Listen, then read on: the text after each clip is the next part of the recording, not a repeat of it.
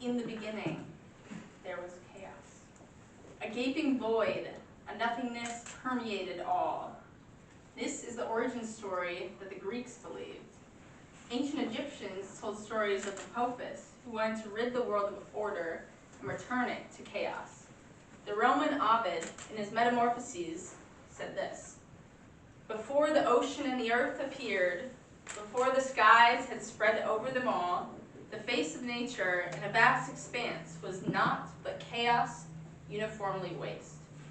It was rude and undeveloped mass, that nothing made but a ponderous weight, and all discordant elements confused were there congested in a shapeless heap." So, a shapeless heap. When I hear that, that really reminds me of my backyard. So, does anyone else picture like a natural area that is a shapeless heap with all discordant elements confused? So, I'm Lilly Mahon. I am a senior at UWSP, majoring in environmental education and interpretation with minors in history and museum studies. And as my specialty, I like to do what my friends and I refer to as trash crafts. So I take discarded and unwanted materials to create beauty and utility where they may not have been.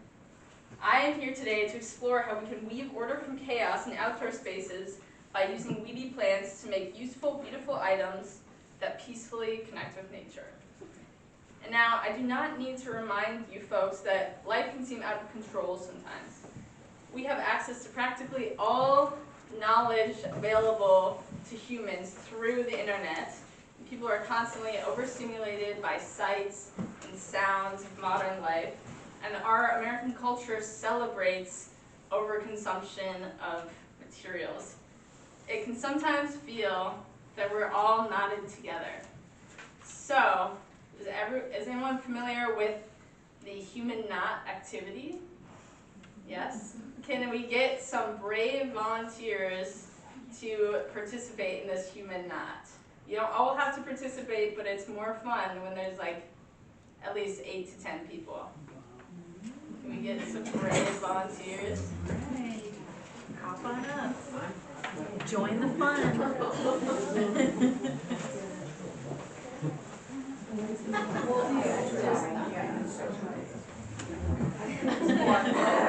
You gonna come on up? Yeah. Do it. There's a story. Go on.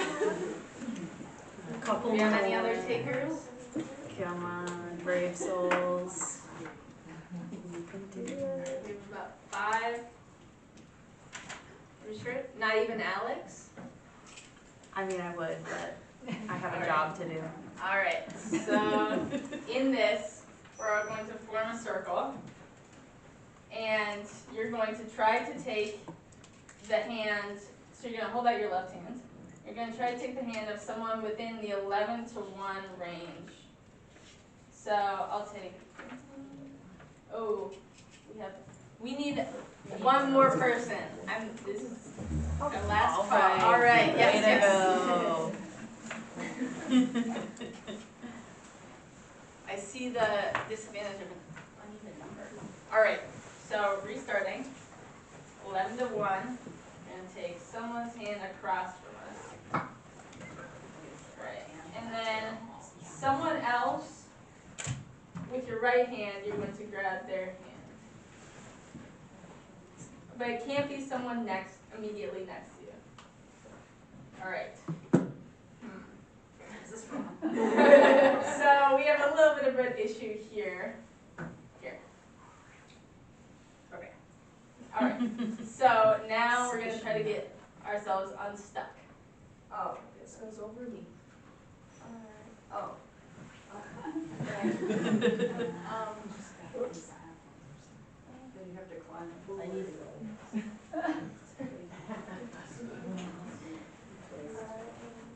Wrong way. Oh, I can see it. Yeah, this way. Yeah. Okay.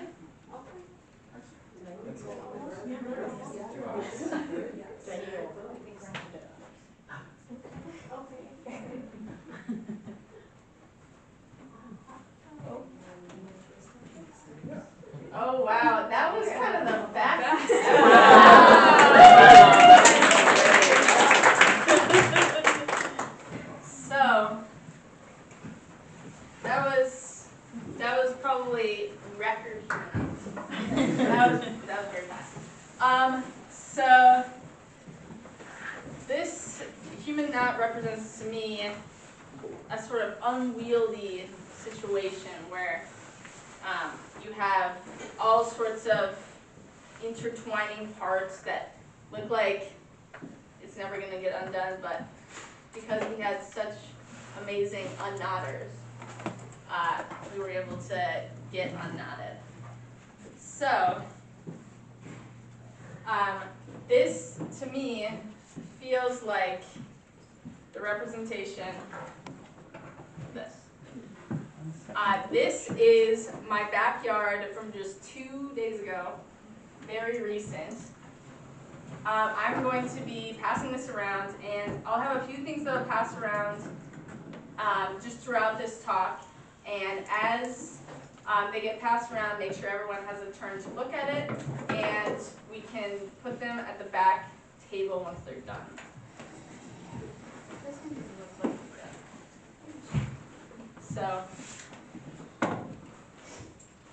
we have here what you'll see in a minute, if you have not already, is this tangle of grape, raspberry, and hackberry plants with various attempts to tame the mess. This is my parking spot in my backyard, and the weeds were taking over the very small space I have to park my big minivan. So it is not ideal. They were encroaching steadily over the past summer.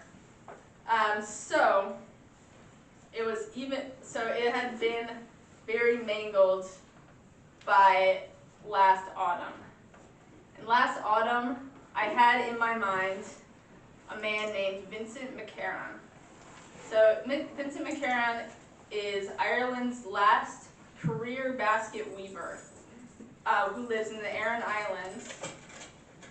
Or at least he had been the last career basket weaver when I had taken a class from him in 2013. So in 2013, I was 11, so I did not take meticulous notes or have a very clear idea really what was going on, but I did remember some key things that he said. So he talked about basket weaving as an interpretation of the world around him, made by any sorts of materials he could find. Not only did he make baskets out of willow and out of hazel, but also out of cardboard, out of newspaper, out of tissue paper, really anything that he could find. And coming from Ireland, that willow would be the easiest to grow. So I have said basket here. This is made out of willow, which, does anyone know like the general site, like where willow would grow?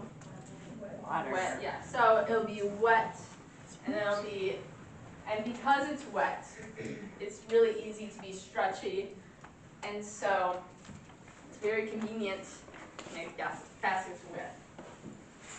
So often when basket weavers, like the career basket weaver Vincent McCarron, when he makes baskets, he'll use a technique called coppicing. Is anyone familiar with the term coppicing? A coppice.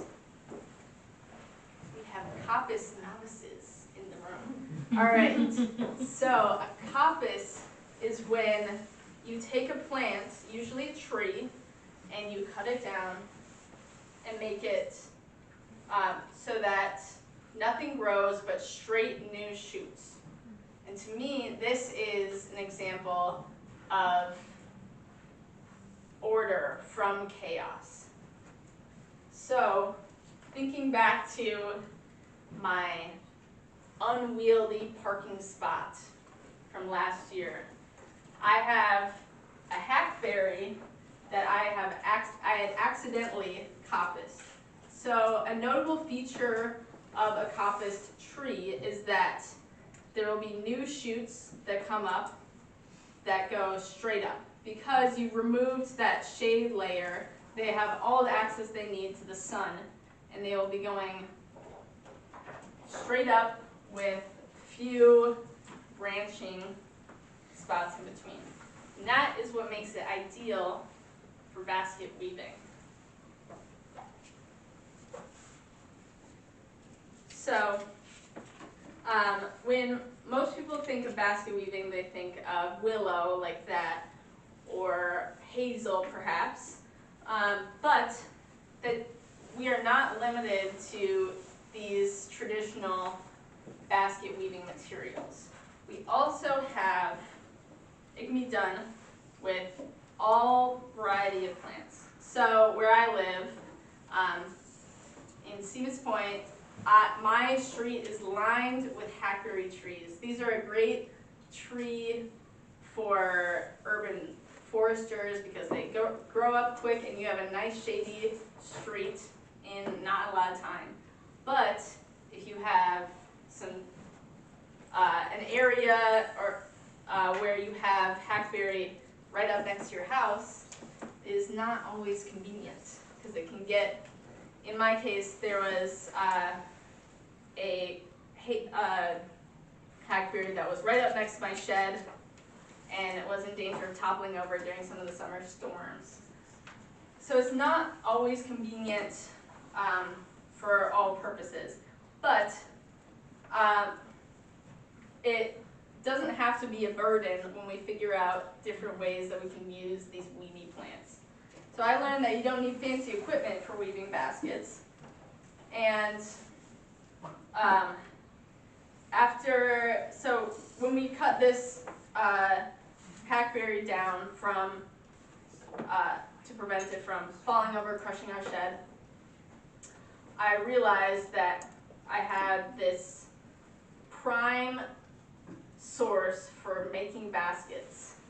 Having spent hours this previous season hacking away at this hackberry, I was pretty disheartened that they shot up with vigor. There were new shoots everywhere, and to a gardener who would like a pristine lawn, which is not really me, it can be a burden and a hassle to have these plants that shoot up everywhere all the time. But to a weaver, that makes prime material for weaving. So chaos can sometimes feel like this chasm between you and what you want to learn. But we get order from curiosity and this patience to learn new skills that we use as a lens to explore the world around us. So I'm going to take you back to this last day in autumn that was really on the eve of winter. It was the day before a week's worth of snow, and it was the type of day that felt like morning all day. It was dark, kind of like today really, and it was dark, it was misty, there was a chill that just clung in the air, and to me, that really rings basket weaving to me. So I saw this tangle, this chaos in the back, and I started to order it out. Taking cuts of this hackberry, of this grape, of the Virginia creeper, and of the raspberry shoots, I began to weave something that actually had some sort of order. And with a fair amount of figuring, of fiddling, of Googling, I ended up with this basket. Now this is made from all items that I had hacked away at And it's not necessarily the same neatness as a, I would say, professionally supervised basket. It certainly has the same function, which is to hold things, and the same, if not a more intrinsic, deep meaning, because I know exactly where these things came from. So as we get more into this, we have a few different vines that we're working with here. So I'll give the, here, I can have this pass around. And we have a few different things that we're working with here. So, first of all, would anyone like to take a guess at what we have here? Grapevine. Grapevine. So yes, so if you can't, if for some reason there's no grapes, you can't really figure it out, there's always going to be the telltale curling tendrils that will creep up various trees and things, and these knuckles that will appear on the different nodes. Next, we have, how about this one I've talked about before. It's kind of a tricky specimen, but any wild guesses thrown into the night? Yeah? A willow? A willow? Well, it kind of acts like a willow. So this is a hackberry that I had battled with so many times before. So this, it will always have these little, these knobs, these little speckles on them. And you can more often tell them by their leaves in the summer, but for our purposes here right now, these are hackberries, all the speckled twigs that we see. Next, we have, let's see, anything else? This will be what is the like chestnut brown on that basket. This is, well, this is going to be the Virginia creeper. So Virginia creeper is another one of those that's, to get sciencey, it's, I think it's Parthenocissus quinquefolia, which means that there are 5 leaves on it.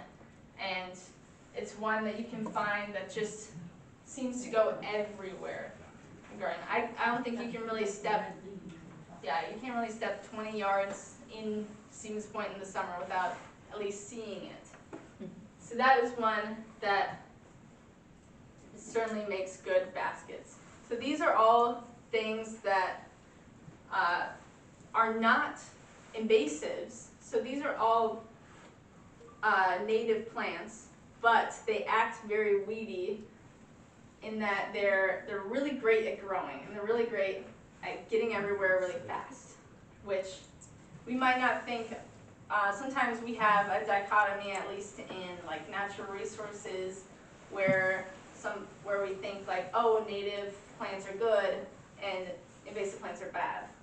But there's different uses for different plants. There are different ways that we can connect nature with our uses. So we have all these different ones.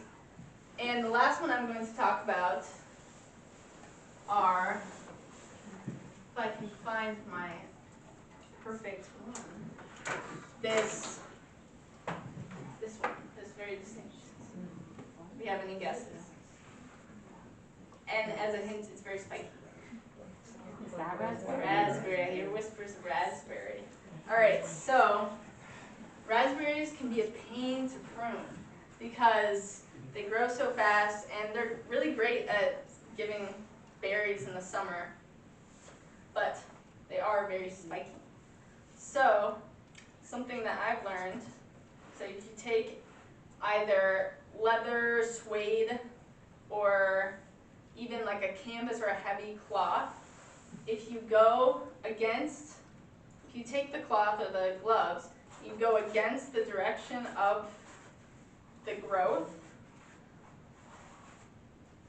these thorns come right off.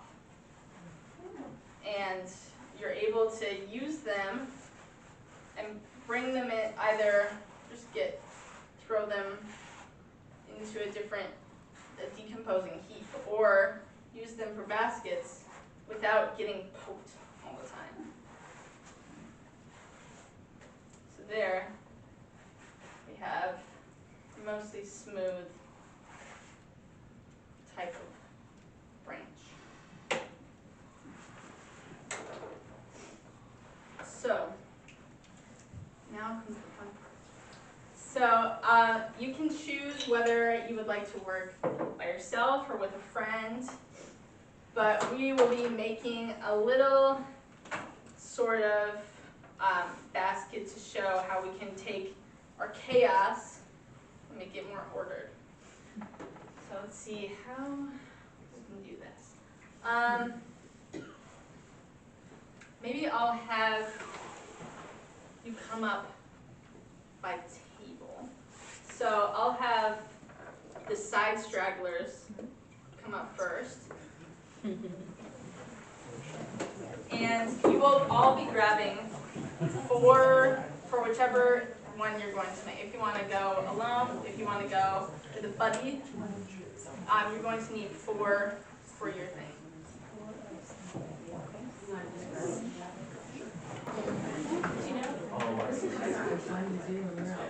And I noticed right away that these are not just out of the box type of weaving materials. There's going to be bends in them, there's going to be tendrils on them. But that is something that's really special about making things from stuff in your own backyard. Yes? When you're cutting them, do you normally want where it's the new growth from the spring, or because we're all now in our yards with things that have died over the winter, as long as you soak them, will it kind of get more malleable, or is it essentially like it's better just kind of do it in the fall where there still is some malleability to it versus in the spring now where things are pretty much dead and will break? Yes, that is a great point. So I would say there are two major times to harvest these, which is in spring, which I prefer.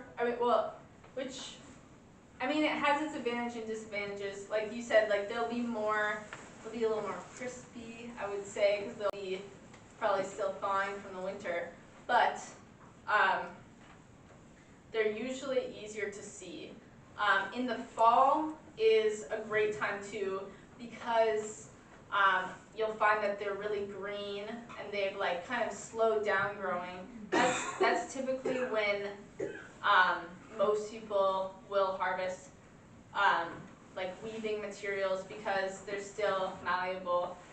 I would say the best time, especially that you brought up that if you're doing it at home and you have all the stuff right there, right next to you, it's great to do it when the branches are fresh, when they're still green, so then they'll be bendy.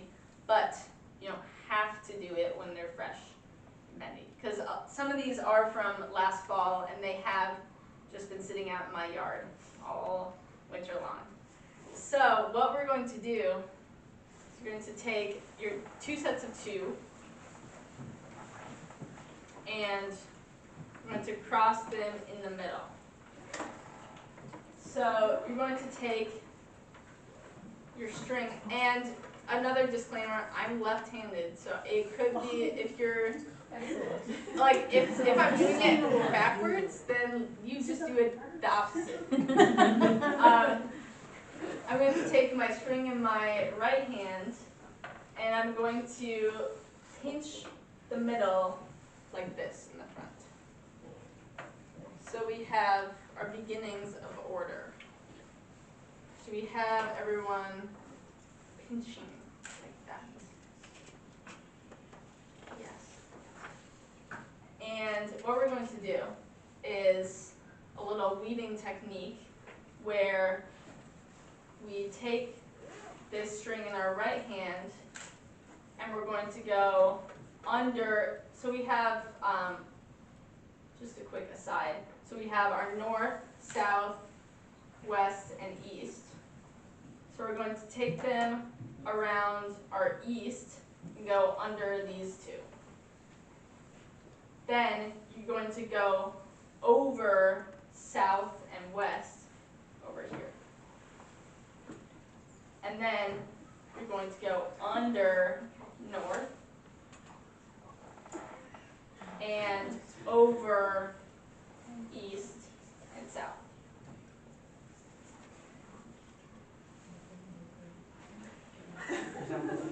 So it's under 1 and over 2? Under 1 and over 2. Yep, you got it. So, and we're going to be pinching all the while. So are we at this point? So, and from earlier, I've seen that we have some weavers in the room. So if you notice someone who's really excellent, you can get their help too. So we're going to continue to do that, as you said, the under 1, over 2. This guy right here.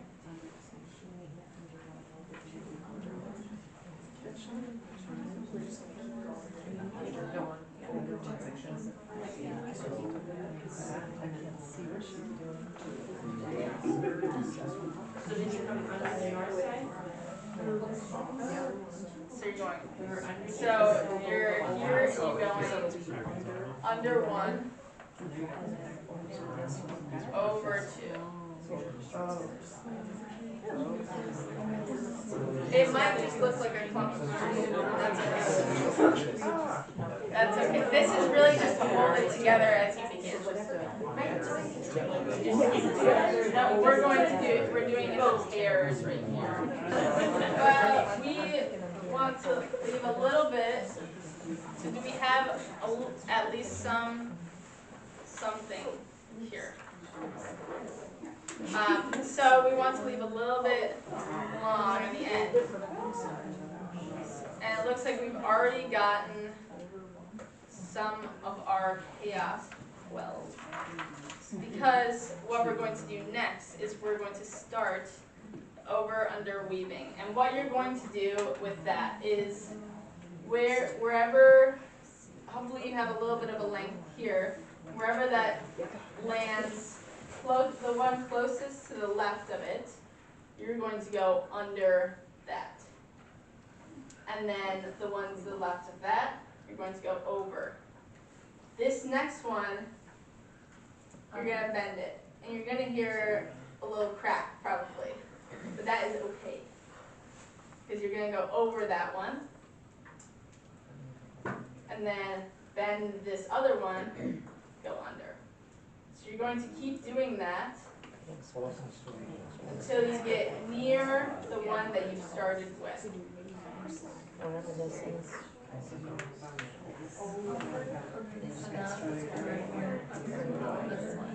Over, and then spreading the side. Okay, so the reason Some might be easier to spread than others. If you have like the hackberry, those might be a little tricky, but they'll bend. Yeah, those, yes. Like, but these are gonna be like the new shoes. Yes, going under. I mean, yes, in between.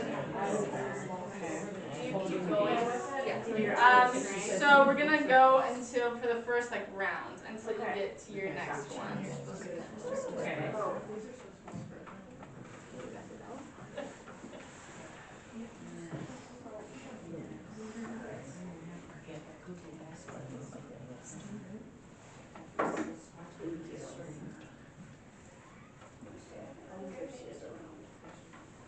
So do we have everyone that's gone pretty much around except for going on the one when they've already gone under. Yes. So this is the trickiest part of the whole thing, because we're trying to get everything, holding everything at once, and trying to get some sort of balance here. And we're gonna do something a little scary, which is cut off on a hook. So I'm going to take this one that I haven't wrapped under. I'm going to cut it probably like a centimeter down. You can always trim it more later, but I'm just cutting off. So there should be some scissors around your table, and that will allow us to then go under the next one we've gone over. So we're always alternating. So if you want to choose the one you need to quell and cut that one off. You can always cut it longer and then cut it shorter. If it's tough, I can come around all this. If I had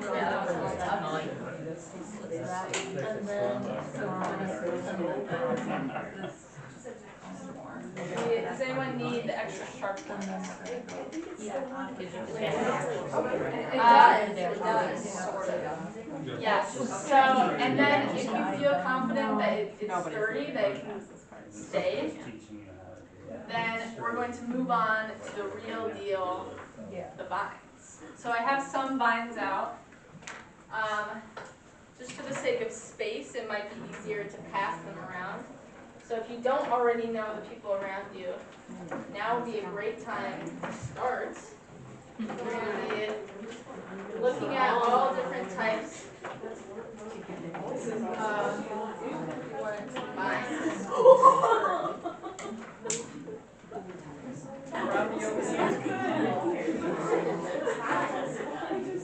And if one of them really breaks off, you can shove in a different stick.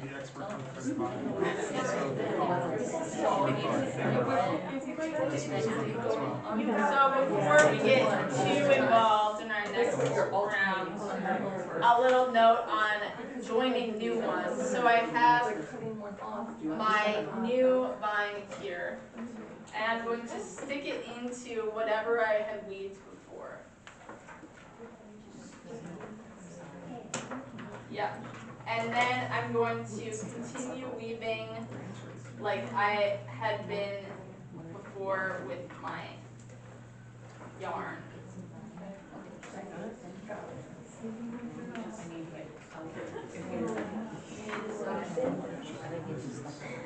Now it's gonna wait and see if they have enough. As long as you can make it.